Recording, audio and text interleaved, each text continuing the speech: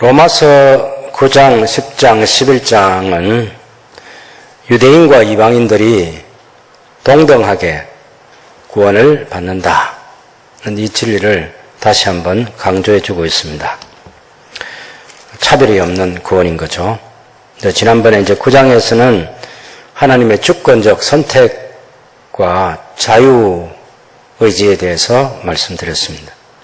하나님께서 누구를 선택하고 누구를 버릴 수 있는 자유가 하나님께 있다. 그래서 하나님께서 행하시는 일에는 불의가 있을 수 없고 누구든지 왜 하나님 그렇게 하느냐고 비난할 수 없다. 하나님은 창조주이시고 하나님은 절대자이시다라고 말씀드렸습니다. 오늘 이제 9장 30절에서 10장 21절까지 그 흐름을 잘 보면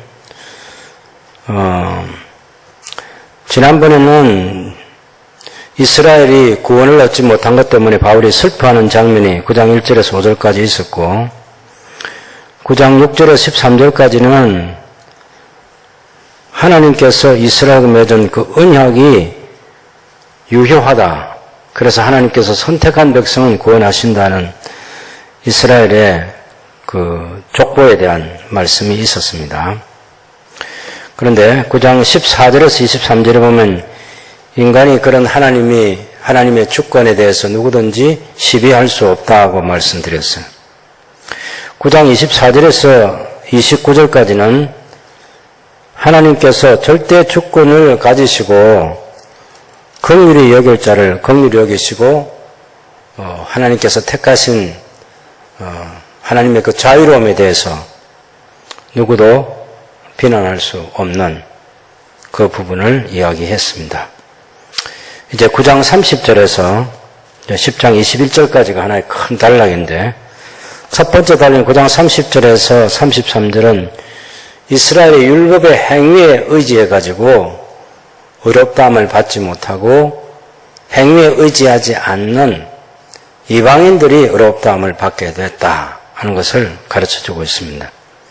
크게 오늘 본문을 두 단락으로 나눠보면 9장 30절에서 10장 13절까지는 구원의 수단인 예수 그리스도를 믿음으로 말미암아 어렵다함을 받는 진리에 대해서 얘기하고 있습니다.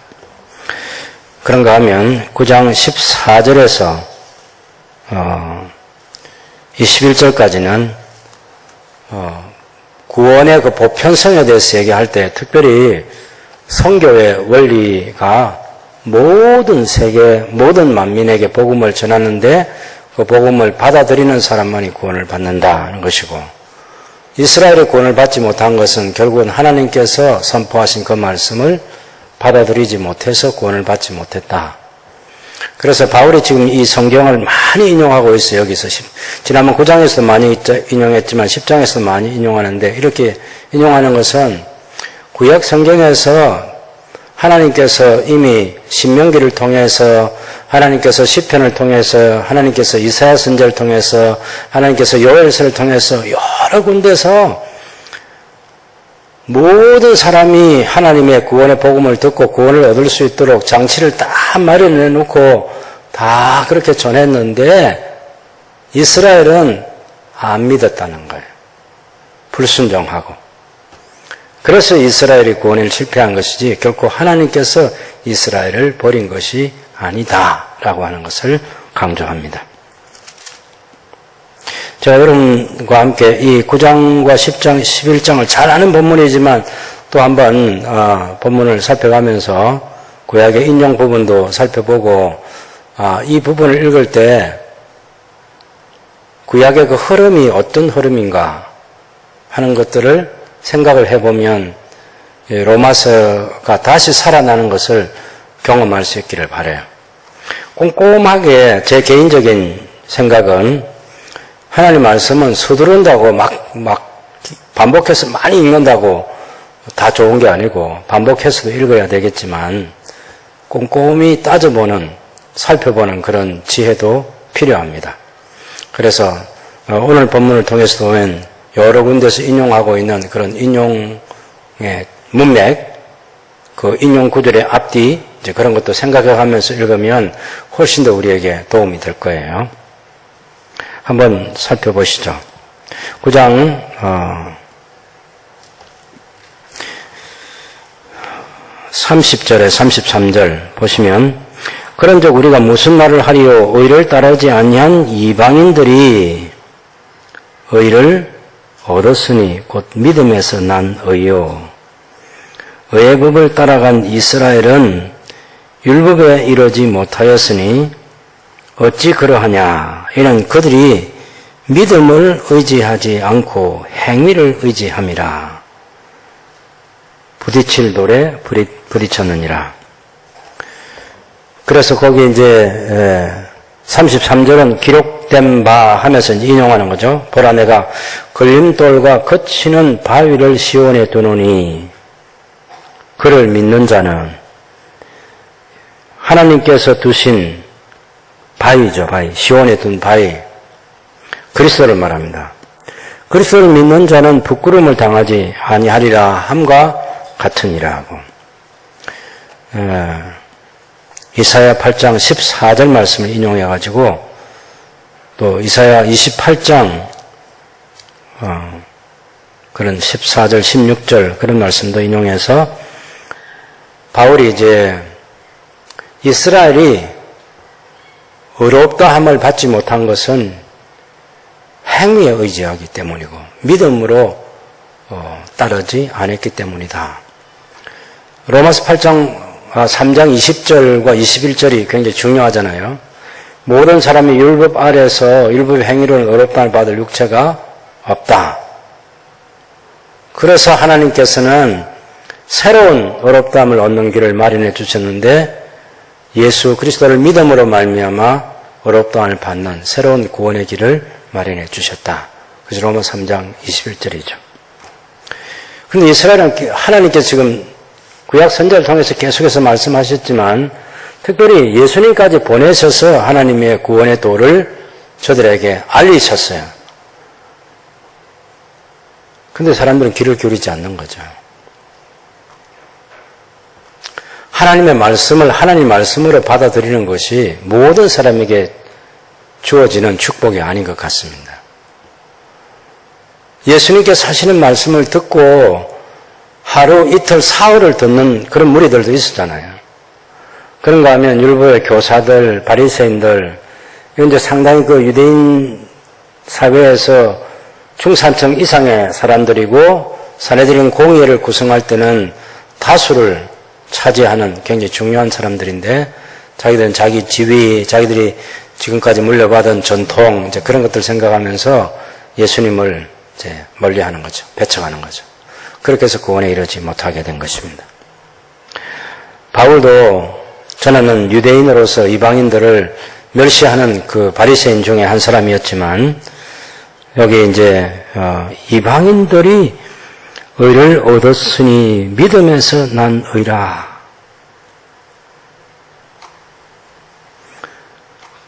이방인들이 의를 얻었다 말할 때 바로 저하고 여러분이 그 속에 들어있는 거예요. 오늘 에베소서 2장에도 얘기했지만 소망 없던 우리가 구원을 받았어요. 하나님 앞에 의롭다함을 받게 됐다니까. 특별한 하나님의 은총이 우리에게 주어진 것입니다. 하나님께서 우리에게 주신 그 영생 얻기로 작정된 자는 믿더라는 그런 사도행전의 말씀처럼 우리 믿음 또한 우리가 만들어내는 것이 아니고 하나님께서 우리에게 주신 선물입니다. 그래서 행위를 의지하지 아니하고 믿음을 따라 살아서 의롭다함을 얻게 됐다.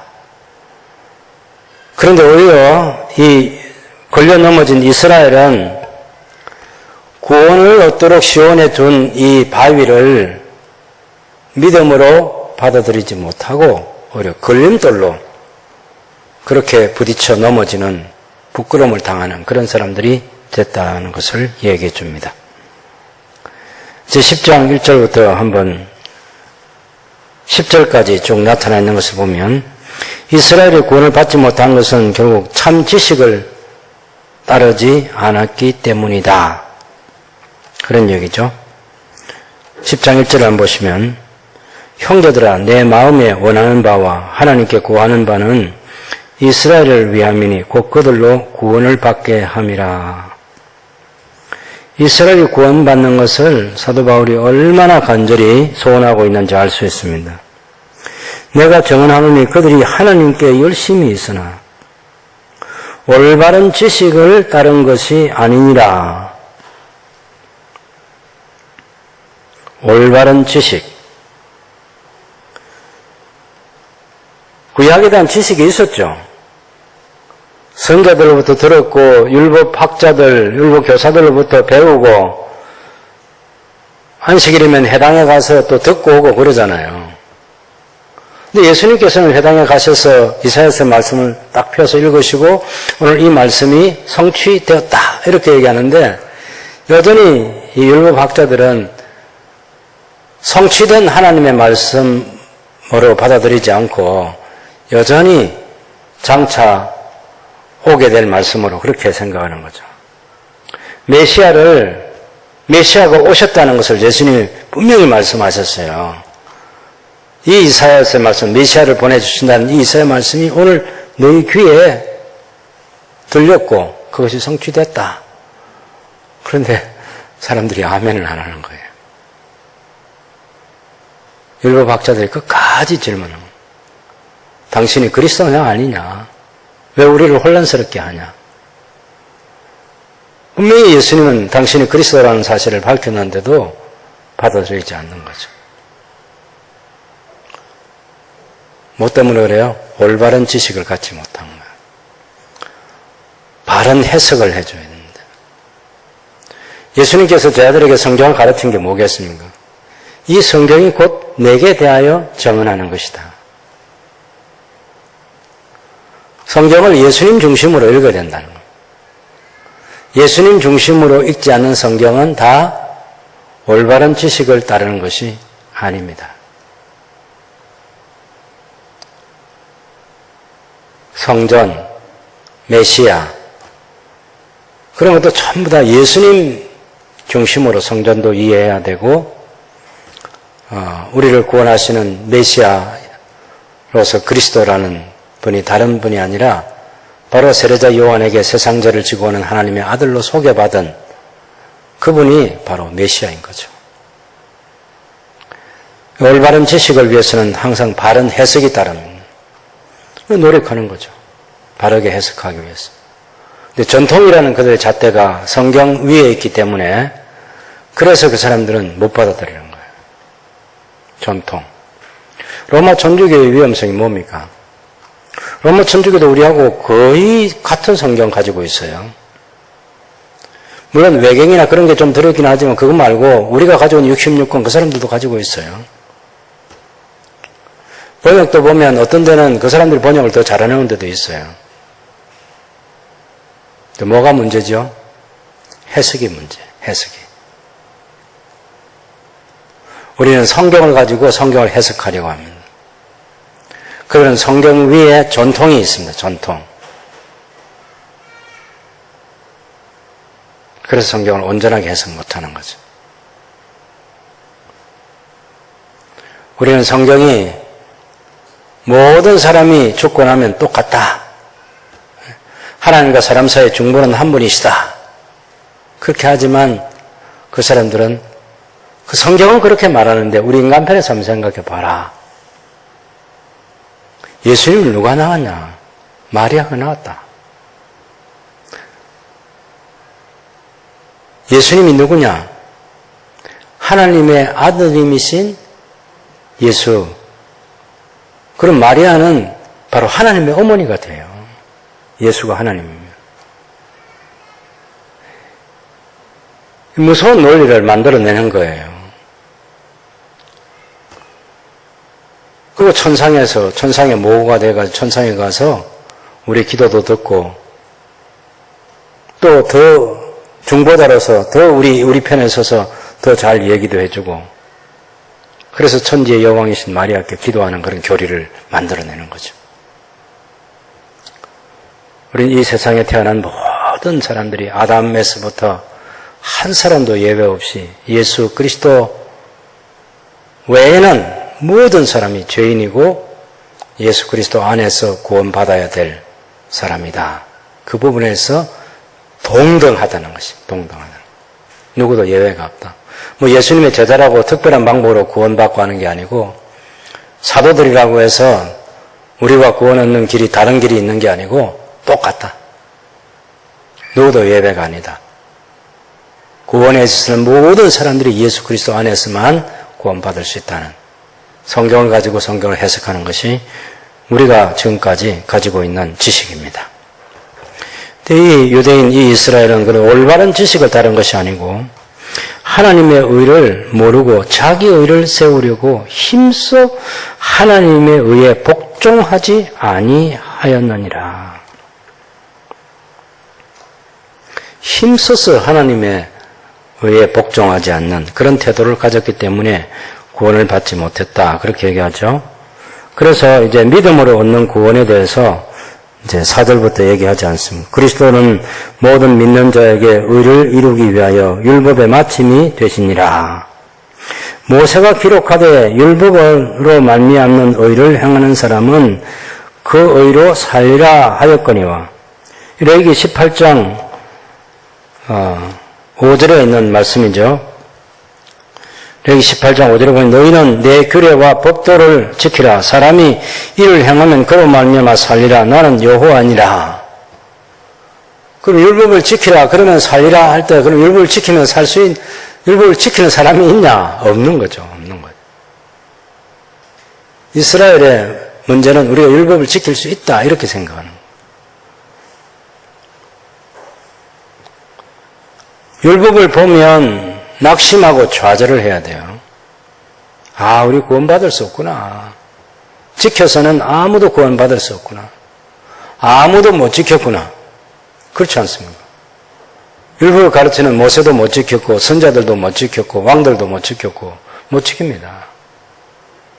지키려고 노력하고 어느 정도는 지키고 그런 거지. 완전히 다 지켜서 그 율법을 완전히 다 지켜서 율법이 요구하는 바를 다 행함으로 구원받은 사람은 한 사람도 없는 거죠.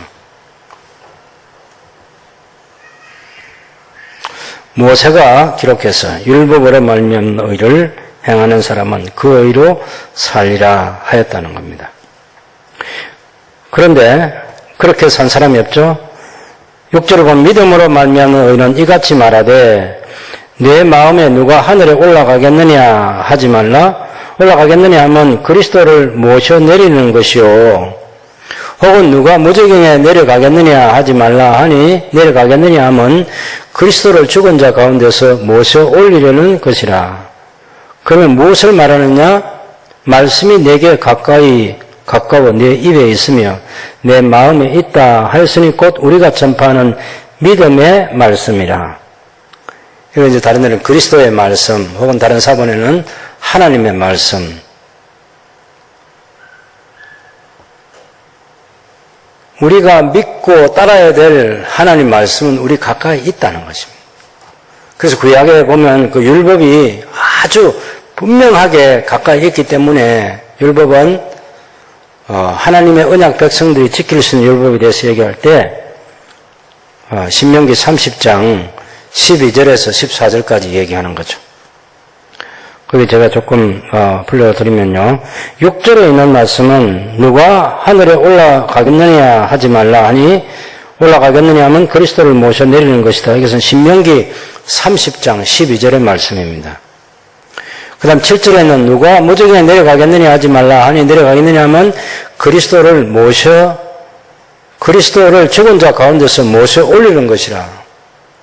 예수님은 하늘에서 오셨고 예수님은 무덤에서 부활하셨어요. 그래서 신명기 30장 13절 말씀이 7절 말씀의 인용입니다. 그 다음에 6절에 있는 그런 무엇을 말하느냐? 말씀이 내게 가까워 내 입에 있으면 내 마음에 있다 하였으니 곧 우리가 전파하는 믿음의 말씀이라. 이것은 신명기 30장 14절에 이 말씀이 있습니다. 하나님 말씀 멀리 있는 게 아니고 구원 얻는 그리스도의 말씀은 멀리 있는 게 아니라 이미 예수님이 오셨고 또 죽은 자 가운데서 부활하셨고 우리에게도 당신께서 친히 말씀해 주셨고 그래서 우리 가까이 있어요. 그 말씀을 모른다든지 그 말씀을 받아들이지 못하는지 할 이유가 없다는 거예요. 하늘에 있는 게 아니고 땅 속에 있는 게 아니고 내려오셨고 올라오셨고 우리 가까이 있고 우리 입에 있다, 이런 얘기까지 지금 하는 거죠. 하나님 말씀이 내게 가까워서 내 입에 있으며 내 마음에 있다 하였으니, 곧 우리가 전파하는 믿음의 말씀, 하나님의 말씀, 그리스도의 말씀이다 하는 것입니다. 그 모든 사람이 구원했는데 필수 조건은 똑같아요. 9절과 10절 다 같이 읽어봅시다. 네가 만일 내 입으로 예수를 주로 시인하여 또 하나님께서 그를 죽은 자 가운데서 살리신 것을 내 마음에 믿으면 구원을 받으리라. 사람이 마음으로 믿어 의에 이르고 입으로 시인하여 구원에 이르느니라. 모든 사람에게 똑같습니다. 유대인이든 이방인이든 뭐 부한 사람이든 가난한 사람이든 다 똑같이 예수님을 믿어야 돼요. 예수님을 주님으로 시인해야 합니다. 하나님께서 예수님을 죽은 자 가운데서 살리신 것을 마음에 믿어야만 구원 얻습니다. 이걸 믿지 않고는 구원 얻을 방법이 없는 거죠. 교회에서 가르쳐야 될 분명한 진리가 우리의 자녀들에게도 가르쳐야 되고, 우리가 전도하고 양육하는 모든 사람들에게 예수님을 주님이라고 고백해야 합니다. 신앙의 출발은 예수님의 주권을 인정하는 거예요. 그리스도의 주재권. 예수님이 주인이시다. 일반 사람들이 예수님을 믿는 게 어렵고 시간이 오래 걸리는 이유가, 일본 사람들의 그 속성은 한 번 주군으로 모시면 목숨을 바칠 만큼 충성을 합니다. 쉽게 주군으로 안 모시는 거죠. 한 번 주군으로 모셔드리기만 하면 그렇게 살아가는 거예요. 예수님에 대한 지식을, 작은 지식을 가지고는 예수님을 주님이라고 부를 수 없습니다. 그래서 선교사님들이 가서 전도도 하고 성경 공부도 오랜 시간을 가지고 가르치는 가운데 드디어 예수님을 주님으로 고백하게 되는 거예요. 한번 결단하면 떠나지 않는 그런 충성심을 가진 사람들이 일본 사람들의 품성입니다. 우리 한국 사람들은 너무 충분한 지식을 갖지 않은 채 너무 쉽게 받아들이려고 하다가 넘어지는 사람들도 있습니다. 물론 그 자체가 전부 다 잘못됐다는 그런 얘기가 아니라, 예수님을 주님이라고 고백하는 것, 이것은 이 성경 로마서가 기록될 당시만 해도 로마 황제를 주로 불러야 되거든요. AD 64년 이후에는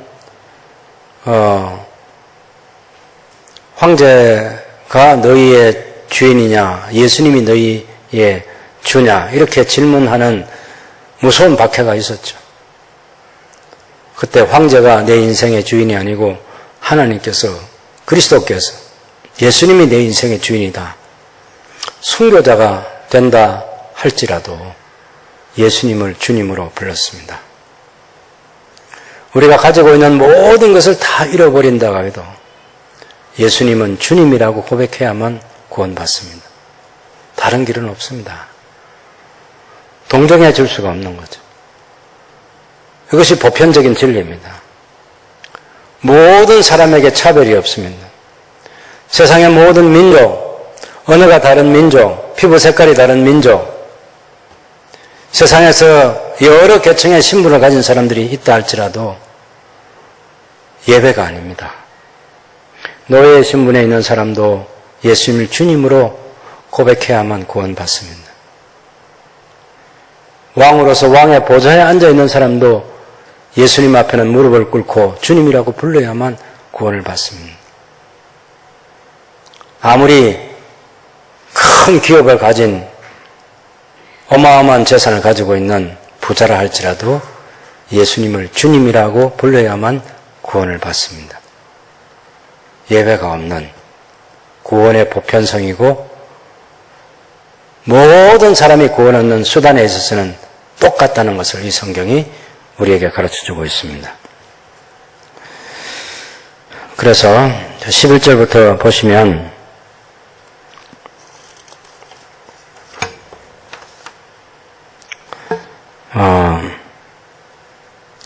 믿음에 의한 구원을 어떻게 얻는지, 성경에 이르되 누구든지 그를 믿는 자는, 예수님을 믿는 자는 부끄러움을 당하지 아니하리라. 그렇게 말씀하셨습니다. 이것은 이제 11절에 이 성경 어디 인용됐냐면 이사야 28장 16절에입니다. 이사야 28장 16절. 그것도 마소라 본문이 아니고 그 70인역 성경이 인용이 됐습니다. 그를 믿는 자는, 예수님을 믿는 자는 부끄러움을 당하지 아니하리라. 유대인이나 헬라인이나 차별이 없습니다. 한 분이신 주께서 모든 사람의 주가 되셔서 주를 부르는 모든 사람에게 부요하시도다. 제가 여러분과 여러 번 얘기한 부분인데, 주께서 모든 사람에게 주가 되셔서, 그러면 그 다음에도 주를 부르는 모든 사람에게 부요하시도다. 그러면 참 좋잖아요. 근데 낮춰가지고 그를 부르는 이런 것은 참 아쉽어요. 높였다가 낮췄다가 높였다 낮췄다 그러면 안 되죠. 계속해서 하나님은 높여서 불러야 됩니다. 오늘 아침 우리가 그 욥기에 보면, 우리 아침에 욥기 그 8장, 9장, 10장 오늘 아침 말씀이잖아요. 거기 보면 저도 이제 그런 걸 읽으면서 굉장히 용기도 없고, 성경을 이렇게 수정하는 것이 올바르구나 하는 그런 생각을 가져요. 여러분 욥기 10장 한번 보실래요?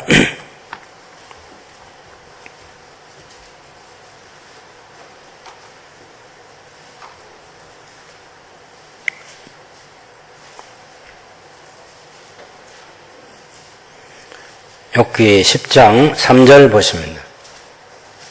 주께서 주의 손으로 지으신 것을 학대하시며 멸시하시고, 그 다음에 4절도 주께도 육신의 눈이 있나이까, 그 다음에 주께서 사람처럼 보시나이까.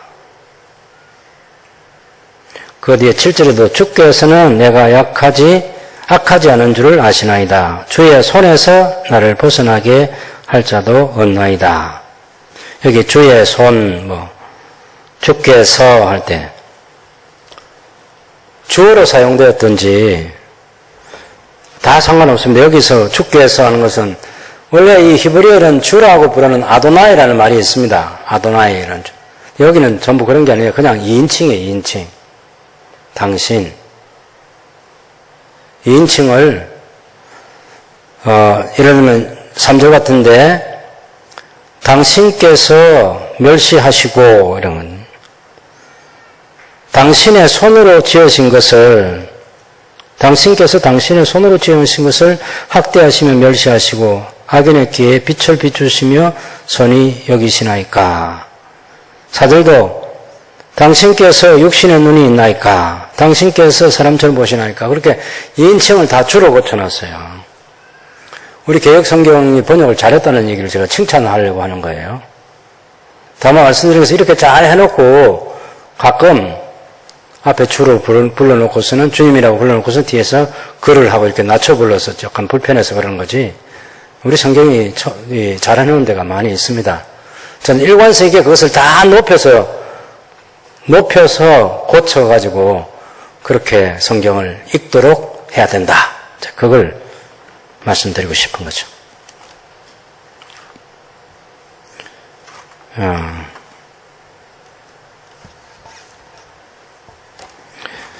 10장, 로마서 10장 11절 성경에 이르니 누구든지 그를 믿는 자는 하지 말고, 앞에 이 예수님이 소개됐잖아요. 9절에 보면 만일 내 입으로 예수를 주로 시인하며 또 하나님께서 예수를 죽은 자 가운데서 살리신 것을 내 마음에 믿으면 구원을 얻으리라. 사람이 마음으로 믿어 의뢰하고 입으로 시인하여 구원에 이르느니라. 성경에 이르되 누구든지 예수를 믿는 자는 부끄러움을 당하지 아니하리라. 그렇게 번역하면 아주 좋겠다는 그런 생각이죠. 네. 앞에 사용됐던 하나님 이름의 실제 명사를 뒤에 써주는 거죠. 자, 12절에 유대인이나 헬라인이나 차별이 없음이라 하고 한 분이신 주께서 모든 사람의 주가 되셔서 주를 부르는 모든 사람에게 부요하시도다. 이것은 요엘서 2장 32절에 나오는 말씀입니다. 요엘서 2장 32절. 누구든지 여호와의 이름을 부르는 자는 구원을 얻으리니 이는 나 여호와의 말대로 시온 산과 예루살렘에서 피할 자가 있을 것이며 남은 자 중에 나 여호와의 부름을 받을 자가 있을 것임이니라. 분명히 요엘서 2장 32절 말씀, 누구든지 여호와의 이름을 부르는 자는 구원을 얻으리니 이렇게 되어 있는데, 그래서 우리 성경, 신약 성경 우리 아쉬운 번역 중에 하나가 구약의 여호와가 갑자기 마태복음부터 사라진 거예요. 신약 성경에 여호와가 없어요. 구약의 여호와를 그대로 가지고 와서 성경 인용하면서도 여호와를 안 하고 주라고 그렇게 부르는 거죠. 그건 70인역의 영향님, 70인역. 그러니까 히브리어 성경을 헬라어로 번역할 때 그렇게 부른 거죠. 그래서 몇몇 학자들이 다시 복원을 해야 된다. 신약 성경에 있는 주가 예수님을 가리키는 주도 있지만 여호와를 가리키는 주도 있다. 그럴 때 여호와를 가리키는 주는 여호와로 다시 복구를 해야 된다. 그렇게 번역학자들도 있습니다. 그래서 여러분 성경을 읽을 때 이거 잘 찾아보시고 충분히 그 부요함을 누릴 수 있기를 바랍니다.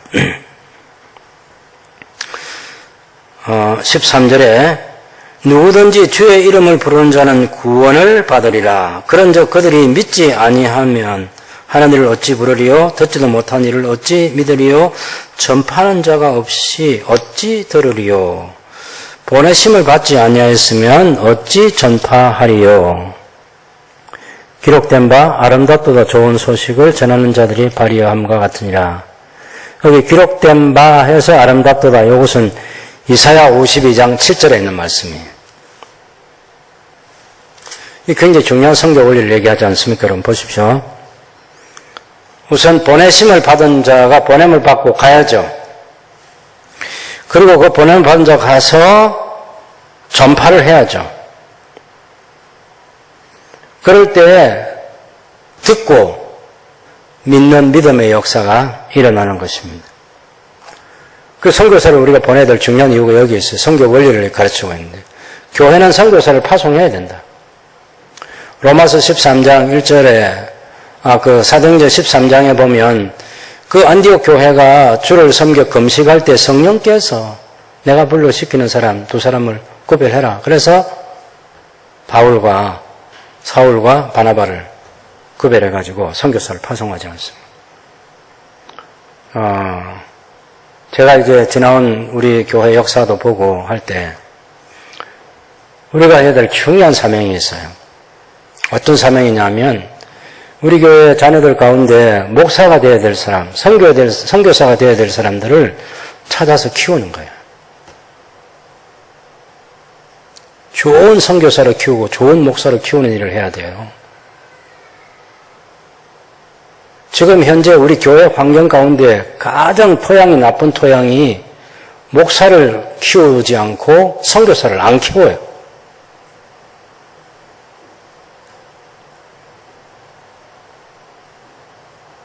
목사가 자기가 알아서 신학교 공부해가지고 목사가 된다니까? 선교사가 자기가 알아서 다 공부 다 해가지고 자기 돈 내가지고 공부해가지고 선교사가 돼요. 그러니 좋은 지도자를 키울 수가 없어.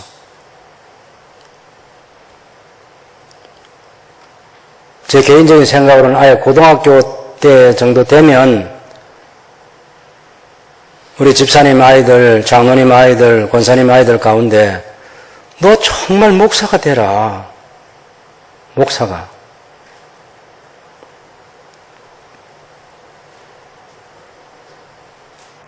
교회가 얼마나 중요한데 목사할 사람이 없다.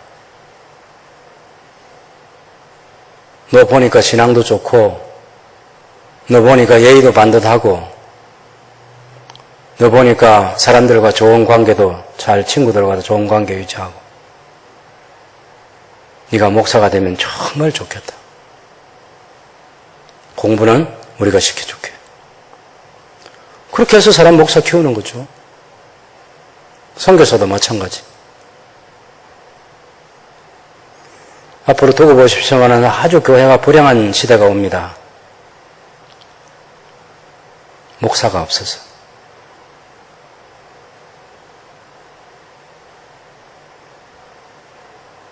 선교사도 마찬가지. 지금은 손들고 선교사 갈 사람이 큰 그 청년 대학부 그런 집회하면 전에는 엄청 손 많이 들었어요. 지금 손 들으라 하는 사람이 미안할 정도로 손 안 들어요. 이 교회가 오랫동안 잘못한 것에 대한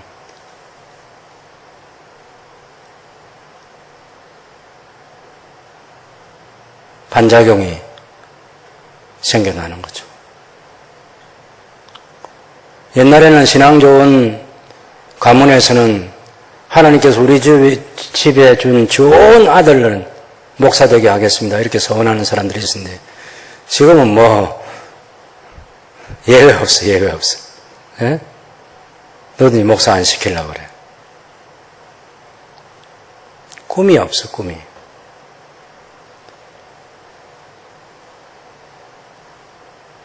제 소리가 들리시면 하나님 제 아들은 못했지만 제 손자에게는 소원을 두고 기도하겠습니다.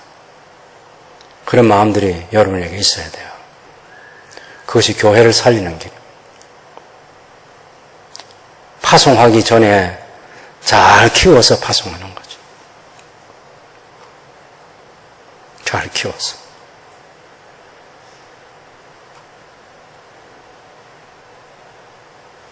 그런 선교사가 세계에 지금도 많이 필요합니다. 이 구원의 소식은 그건 제가 목사와 선교사 부분에 얘기한 것이고, 일반적으로는 우리가 다른 사람들이 예수님 믿고 구원 얻도록 하기 위해서는 우리가 보냄받은 사람으로서 우리가 복음을 전해주는 전도자의 사명을 우리가 감당해야만 그들이 복음을 듣고 예수님 믿게 되는 거예요. 그래서 그 14절, 15절 말씀이 그렇게 중요한 말씀입니다. 여러분, 이사야 52장 7절, 아름답도다 좋은 소식을 전하는 자들의 발이여 함과 같으니라. 이거 한번 읽어봅시다. 여러분, 거기 이사야 52장을 펴보세요.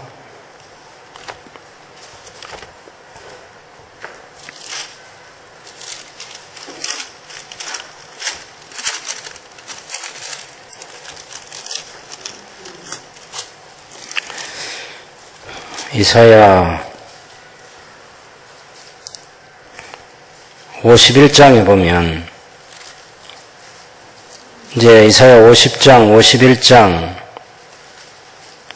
특별히 51장에는 의로운 자들을 위한 하나님의 계획이 나와 있습니다. 52장은 이스라엘이 바벨론 포로에서 해방되는 얘기를 하는 거예요. 40장 이하가 그런 바벨론 포로에서 돌아오는 그런 얘기 하지 않습니까? 그래서 52장 1절부터 한번 읽어봐 보면 7절까지 이르를 때 우리 마음이 굉장히 따뜻해질 거예요. 바벨론 포로에서 돌아온 사람들의 회복에 대한 얘기 같이 한번 읽어봅시다. 이사야 52장 1절에 시온이여 깰지어다 내 힘을 낼지어다 거룩한 성 예루살렘이여 내 아름다운 옷을 입을지어다 이제부터 할례받지 아니한 자와 부정한 자가 다시는 내게로 들어옴이 없을 것임이라. 너는 뒷걸을 털어버릴지어다.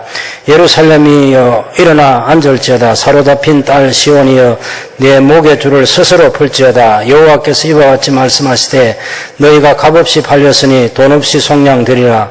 주 여호와께서 이와 같이 말씀하시되 내 백성이 전에 애굽에 내려가서 거기에 거류하였고 아수르인은 공연히 그들을 압박하였도다. 그러므로 이제 여호와께서 말씀하시되 내 백성이 까닭없이 잡혀갔으니 내가 여기서 어떻게 하랴? 여호와께서 말씀하시되 그들을 관할하는 자들이 떠들며 내 이름을 항상 종일토록 더럽히도다. 그러므로 내 백성은 내 이름을 알리라. 그러므로 그날에는 그들이 이 말을 하는 자가 나인 줄 알리라. 내가 여기 있느니라.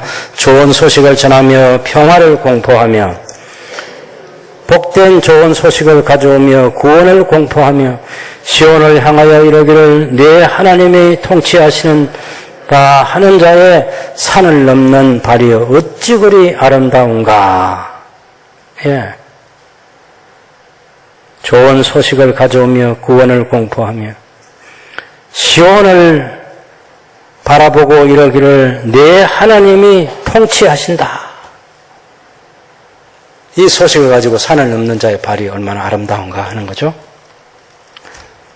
바울은 로마서 10장에서 바로 하나님께서 구원자로 보내신 예수 그리스도가 왕께서 그 포로된 자의 그 밧줄을 다 풀고 당신의 백성을 구원하셔서 왕이신 주께서 왕국 안으로 당신의 백성들 데리고 들어오시는 그 장면을 상상하면서 이 얘기를 지금 하는 거예요.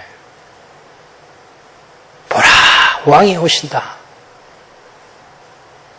예수 그리스도가 구원의 주로서 오시는데 그 구원의 주님 예수를 맞이할 것은 그 기쁜 소식을 전하는 사명을 감당해야 된다. 그런 얘기예요.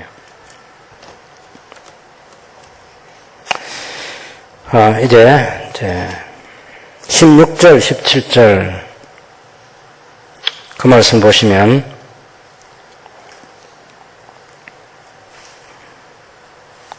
그러나 저희가 다 복음을 순종하지 아니하였도다. 복음이 들려졌는데 복음을 순종하지 아니하였다고.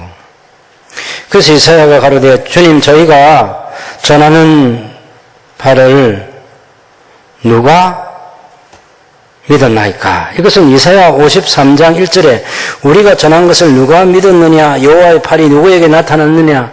충분히 그 52장 13절부터 보면 그리스도의 피가 열방에 뿌려졌는데 그 왕들이 화들짝하고 놀랐어요. 아니 이렇게 하나님의 은혜가 너무나 파격적이잖아요. 하나님의 아들의 피 뿌림을 통해서 구원했게 하는 이 놀라운 복음의 소식을 알게 됐을 때 그 왕들이 놀래가지고 그 복음을 전했는데 사람들이 너무 냉담한 거죠. 그래서 이사야 53장 1절은 우리가 전한 것을 누가 믿었느냐? 안 믿어준다는 얘기입니다. 이 충격적인 소식. 바울은 지금 그 말씀을 인용해가지고 이스라엘이 그때 전하는 그 복음을 믿지도 않았지만 지금 예수님께서 오셔서 완성된 이 복음을 전하는데 듣지 않았다는 거죠. 그러므로보다는 결과적으로 그렇게 번역하는 게 좋습니다. 결과적으로 믿음은 들음에서 나며 들음은 그리스도의 말씀으로 말미암았느니라. 그리스도의 말씀. 그러나 내가 말하니 너희가 듣지 아니하였느냐? 그렇지 아니하니 그 소리가 온 땅에 퍼졌고 그 말씀이 땅끝까지 이르렀도다. 이 말씀은 시편 19편 4절 말씀 인용인데 그의 소리가 온 땅에 통하고 그의 말씀이 세상 끝까지 이르도다. 하나님이 해를 위하여 하늘의 장막을 베푸셨도다 할 때 하나님의 소리가 온 땅에 퍼졌고 그 말씀이 땅끝까지 이르렀도다. 그래서 구원의 말씀이 없어서 구원 못 받는다. 그 말은 안 된다는 거예요. 19절에 그러나 내가 말하니 이스라엘이 알지 못하느냐? 언제 모세가 이르되 내가 백성 아닌 자로 하여금 너희를 시기하게 하며 미련한 백성으로 하여금 너희를 노엽게 하리라 하였고 제가 하여금이라는 말을 추가해서 읽었습니다. 하여금. 네, 그렇게 읽는 게 어려말 어법에 맞는 거예요. 이것은 신명기 33장 21절에 있는 말씀을 인용했어요. 그들이 하나님이 아닌 것으로 내 줄치를 일으키며 허무한 것으로 내 진노를 일으켰으니 나도 백성이 아닌 자로 그들에게 시기 나게 하며 어리석은 민족으로 그들의 분노를 일으키리로다. 이방인들이 믿고 아니 저런 사람 믿어? 저런 사람이 구원받아? 너무 어이가 없는 거죠. 시기 나게 해가지고 유대인들이 우리가 믿어야지 하고 돌아올 수 있도록 그렇게 하나님이 역사를 주재하신다는 것을 말해주고 있습니다.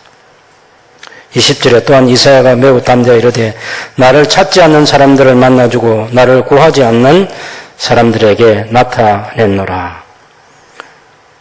이사야 65장 1절에 나는 나를 구하지 아니하던 자에게 물음을 받았으며 나를 찾지 아니하던 자에게 찾아냄이 되었으며 내 이름을 부르지 아니하던 나라에 내가 여기 있노라 내가 여기 있노라. 그렇게 하나님이 하셨다는 거죠. 70인용을 인용한 것인데 21절에 이스라엘에 관하여 가라사대 순종치 아니하고 거슬려 말하는 백성에 내가 종일 내 손을 벌렸노라.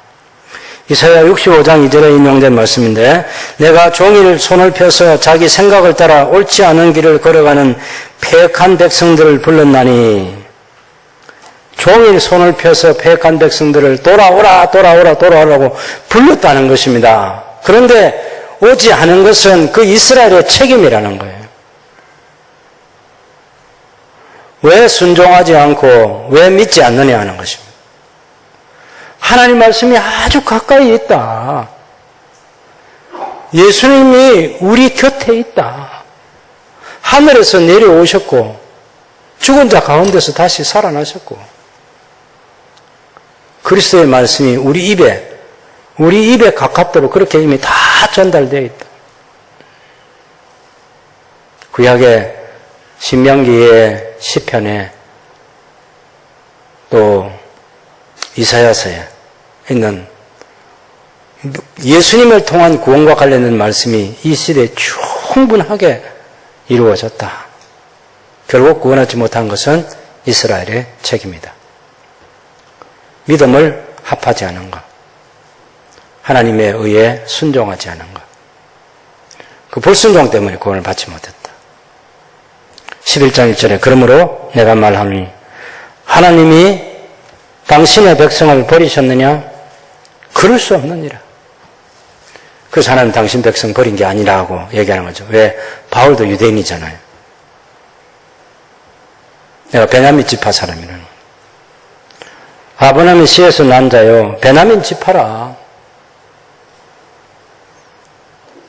나도 구원받은 것은 하나님의 내 조상들이 내게 가르쳐준 율법의 의가 아니고 믿음의 의를 따랐기 때문에 하나님의 의에 순종했기 때문에 예수님께서 가르쳐주신 바른 지식 때문에 그리스도께서 바울을 만나주셨어요.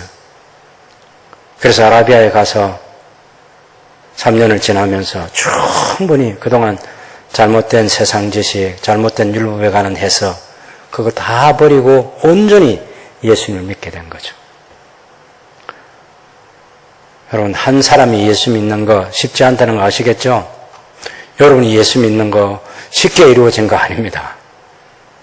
누군가는 복음을 전해주었고 누군가는 성경을 해석해 주었고 누군가는 하나님 말씀을 들려주었고 우리가 가지고 있는 성경만 하더라도 성경 한 권 만들어주는데 어마어마한 돈이 들었을 거 아니에요.